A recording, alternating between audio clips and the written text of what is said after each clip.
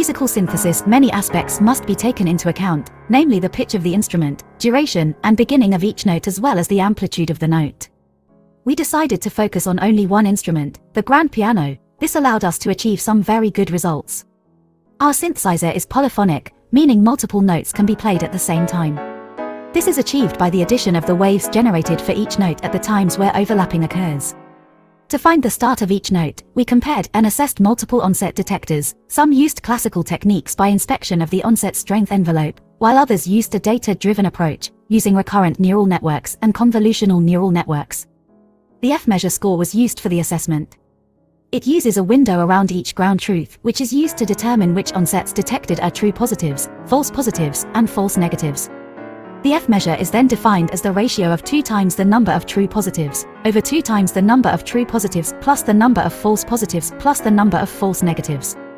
We found that the convolutional neural network developed by MadMum achieved the best results.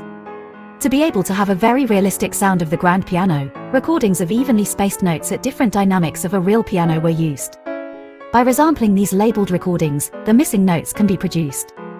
We then detected the offsets using an algorithm developed by us, where the discrete Fourier transform is checked in a window for each tick after the detected onset. We assume the note ends if the amplitude of the fundamental frequency of the note played is under a threshold compared with the initial amplitude. Tempo was estimated using a function by Librosa. The velocity of each note was estimated by calculating the RMS for a window after the onset. We compared the transcription with the one done by Spotify's library Basic Pitch. The ground truth was obtained by a MIDI file used to generate the WAV file. Our transcription had very good results, sometimes even outperforming the Basic Pitch library. Lastly, we coded a simple app to show a possible use case of our work, where a WAV file of a different instrument is provided.